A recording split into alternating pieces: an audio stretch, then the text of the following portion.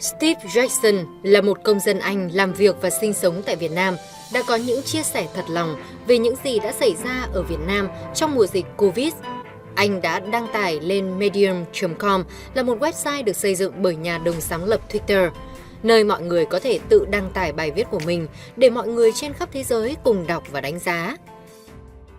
Một người bạn của tôi có mẹ già sống tại Anh.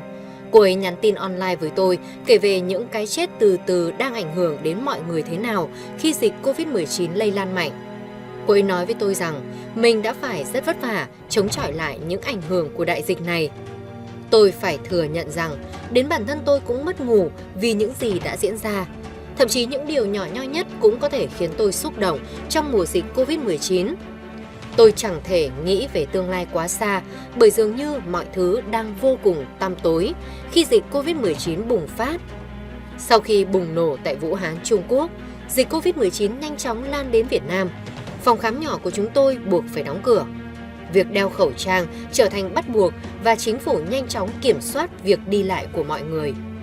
Thậm chí, những ứng dụng thông báo về tình hình dịch cũng xuất hiện và chỉ cần nhấn nút là đội kiểm tra y tế với đồ phòng hộ có thể xuất hiện trước mặt bạn. Những người nhiễm bệnh được đưa vào bệnh viện điều trị. Ai có tiếp xúc với nguồn lây bệnh thì bị cách ly. Thậm chí cả những người tiếp xúc gián tiếp với những người từng tiếp cận nguồn lây bệnh cũng bị cách ly. Trong khi Việt Nam khẩn trương chống dịch thì tình hình dịch bệnh tại châu Âu dần mất kiểm soát. Tại ổ dịch Italia, hàng trăm người chết mỗi ngày. Trong khi đó tại Anh, chính phủ vẫn từ chối những biện pháp cách ly mạnh mẽ nhằm phòng dịch. Đối với chúng tôi, phòng khám nhỏ phải cách ly kéo dài ra cả tháng để chung tay chống dịch cùng cả nước. Tôi phải làm việc tại nhà. Ban đầu vợ chồng tôi đã cố gắng thích nghi với tình hình mới bởi chúng không hề dễ dàng, nhất là việc vừa chăm con vừa làm việc. Sau vài tuần, tôi và vợ phải gửi lũ trẻ đến nhà bà ngoại chăm sóc. Nhưng rồi 2 tuần sau, chúng tôi nhận ra chẳng ai hạnh phúc vì quyết định này. Chúng tôi không thường thấy mặt lũ trẻ và những sự lo lắng thường đi kèm với những trận cãi vã. Cuối cùng, tôi đón con gái về nhà và cố gắng thu xếp công việc gia đình để mọi thứ ổn hơn. Tại thời điểm này, điều kỳ diệu đã xảy ra tại Việt Nam. Những người nước ngoài như chúng tôi sống tại đây bắt đầu nhận ra được có vô vàn anh hùng thầm lặng tại đây đang sống và chiến đấu cùng nhân dân. 2 tấm hình dưới đây khiến tôi phải bật thốt lên ngạc nhiên. Tấm đầu tiên là những người lính nằm nghỉ ngơi trên sàn nhà trong đợt huy động chống dịch Covid-19. Tấm thứ hai là 2 cô gái Việt có thể mới bay từ nước ngoài về đang đeo khẩu trang ngồi trên những chiếc giường đáng lẽ ra thuộc về những người lính trong khu cách ly. Những người lính Việt Nam đã nhường giường của họ làm khu cách ly cho nhân dân. Họ thậm chí làm nhiệm vụ dọn dẹp vệ sinh và nấu ăn cho những người cách ly. Người lính Việt Nam đã phục vụ nhân dân, cố gắng hết sức để giữ mạng sống cho mọi người. Xin được nhắc là tại thời điểm cao trào, hàng chục nghìn người trên cả nước bị cách ly. Thế rồi, có bệnh nhân nhiễm dịch bay về từ châu Âu. Khi cô ấy đến xét nghiệm tại bệnh viện cho kết quả dương tính, chính phủ đã nhanh chóng cách ly cả con phố. Giới truyền thông thì đưa tin mạnh mẽ về tình hình chống dịch của cả nước. Tất cả những điều trên làm nên sự khác biệt cho Việt Nam. Vào thời bình, những động thái mạnh tay này có thể được cho là thái quá. Nhưng khi dịch Covid-19 diễn ra, chính những hành động quyết liệt này lại cho thấy chính phủ Việt Nam trân trọng từng mạng sống, coi trọng từng bệnh nhân.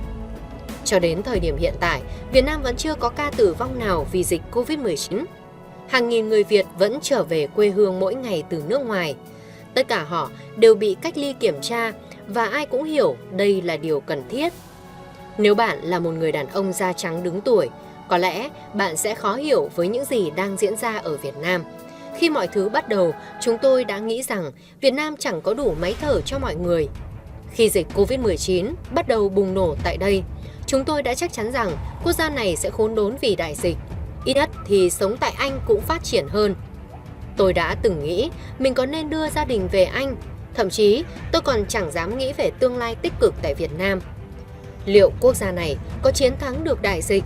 Liệu họ có thể làm được điều không tưởng này? Một bệnh viện tại Hà Nội trở thành ổ dịch và chính phủ Việt Nam đã mất rất nhiều công sức cho việc dọn dẹp, truy tìm cũng như cách ly bệnh nhân cùng người tiếp xúc nguồn lây. Chúng tôi đã chờ đợi một sự bùng nổ của đại dịch sau đó. Thế nhưng, mọi chuyện lại vẫn trong tầm kiểm soát và chẳng có sự bùng nổ nào diễn ra như dự kiến của chúng tôi cả. Dần dần, ngày càng nhiều người hồi phục và chấm dứt cách ly. Lượng người khỏi bệnh dần cao hơn số người tiếp xúc nguồn lây nhiễm và bị cách ly. Có những ngày chẳng có ca nhiễm mới nào. Đến tận đây, số ca tử vong vì dịch Covid-19 tại Việt Nam vẫn là con số không tròn trĩnh. Không lâu sau đó, vài tuần rồi cả tháng chẳng có ca lây nhiễm nào trong cộng đồng. Trường học bắt đầu mở cửa trở lại và tôi mừng như điên. Bản thân tôi đã lấy quốc kỳ Việt Nam dùng để cổ vũ bóng đá ra, buộc lên xe máy chạy ăn mừng khi đưa con đến trường. Tôi lúc đó chỉ muốn đập tay ăn mừng với bất kỳ giáo viên hay phụ huynh học sinh nào mà mình gặp. Cuộc sống bình thường của gia đình tôi đã trở lại. Những trận tắc đường tại Việt Nam vốn không dễ chịu, nay lại thân thương đến lạ thường. Thậm chí, cái nắng nóng 40 độ C cũng đẹp hơn trong mắt tôi. Bầu trời trong xanh của Việt Nam đối lập hoàn toàn với mùa đông ảm đạm của dịch bệnh. Tôi cảm giác như gia đình tôi đã trúng giải độc đắc khi ở lại Việt Nam trong mùa dịch. Bố mẹ và người thân của tôi tại Anh vẫn đang chống dịch và tôi bây giờ lại khá lo lắng cho họ. Gia đình chị gái tôi là giáo viên và trường học đã mở cửa trở lại dù anh chưa khống chế hoàn toàn được dịch Covid-19. Anh rể của tôi đã làm việc tại nhà xuyên dịch khi học trò của anh ấy đang khổ sở vì bị cách ly. Đại dịch tại Anh không được khống chế chặt như ở Việt Nam mà vẫn có những ca lây nhiễm trong cộng đồng. Bố mẹ tôi thì vẫn bị cách ly và thậm chí chỉ ra khỏi nhà dắt chó đi dạo. Bây giờ họ đã nới lỏng cách ly một chút nhưng mọi thứ chưa trở lại bình thường. Bố mẹ tôi không dễ gì đặt mình vào tình cảnh nguy hiểm, dễ lây nhiễm và họ cũng khá hưởng thụ cuộc sống khi bị cách ly. Thế nhưng, để được gặp lại gia đình có lẽ tôi sẽ phải chờ vài năm nếu dịch Covid-19 không được khống chế hoàn toàn tại Anh. Ở xứ sở sương mù, số liệu chính thức cho thấy đã có 42.000 người chết vì dịch Covid-19. Tuy nhiên, con số thực tế theo nhiều người cho hay có thể cao hơn 50% con số này. Tại Việt Nam, số người chết vì dịch vẫn là không. Hầu hết giới truyền thông quốc tế, những chuyên gia hay viện hàn lâm đều nghi ngờ về con số không này. Họ cho rằng Việt Nam đang che giấu gì đó. Ngay khi thấy được thông tin này, hầu như ai cũng đặt câu hỏi, chắc ít nhất phải có 1-2 người chết chứ nhỉ? Chuyện này cũng dễ hiểu khi hàng chục nghìn người chết tại nhiều nước vì dịch thì có những người được chăm sóc vô cùng chu đáo tại Việt Nam dù họ cũng chỉ là người dân bình thường.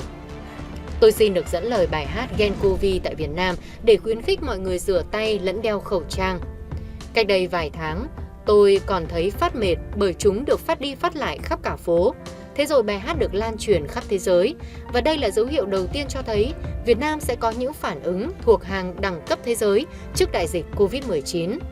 Tôi đã ngạc nhiên vì cảm giác xúc động khi nghe lại bài hát này. Tôi nợ Việt Nam một món nợ lớn. Có lẽ tôi có thể làm điều gì đó để trả ơn. Có lẽ tôi có thể sống và làm việc tốt hơn để trả ân tình này. Việt Nam sẽ ngày một tươi đẹp hơn, hay nói đúng hơn, quốc gia này vốn đã tươi đẹp. Phản ứng thuộc hàng đẳng cấp thế giới, sự minh bạch cởi mở, thống nhất. Những yếu tố này có thể là tiền đề thành công cho nhiều lĩnh vực, thậm chí nó có thể trở thành tiêu chuẩn mới cho sự thành công. VietnamLeavesNoOneBehind. Việt Nam không bỏ ai lại phía sau. Đây là ký hiệu được mọi người dùng mạng xã hội thường xuyên sử dụng trong những ngày chống dịch Covid-19. Trước đây nhiều người cho rằng người Việt Nam chăm chỉ nhưng không sáng tạo, thế nhưng đại dịch Covid-19 đã lật đổ mọi thứ. Nhiều người ngộ nhận rằng Việt Nam có thể sản xuất nhưng không thể phát triển sản phẩm của riêng họ. Thế nhưng, bộ thử dịch Covid-19 hay những ứng dụng chống dịch cùng vô vàn sáng kiến thành công khác đã chứng minh sự sáng tạo người Việt. Tôi giờ đây thậm chí chẳng dám cược Việt Nam có sản xuất được vaccine chống dịch Covid-19 không nữa. Dường như họ có thể làm mọi thứ. Và xin được nhắc lại, Việt Nam vẫn chưa có ai chết vì dịch Covid-19.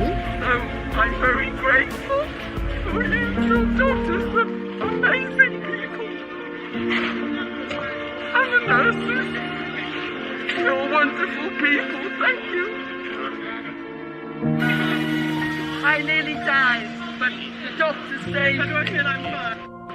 And Dr. Hang, all of the doctors, they are wonderful people and saving many lives. Xin cảm ơn Vietnam. I want to take this time to sincerely thank all the doctors and nurses and everyone working in the medical field to battle COVID-19. As an expat from the United States, I am eternally grateful to all your hard work and perseverance in keeping not only myself, my family, my wife, and my children safe. Again, I want to take this time to tell you thank you, doctors, thank you, nurses, thank Video you, đến đây là kết thúc. all the Cảm ơn các medical bạn đã workers theo dõi of video này Vietnam. và hẹn gặp lại ở Sinh những cảm video ơn tiếp theo. Vietnam.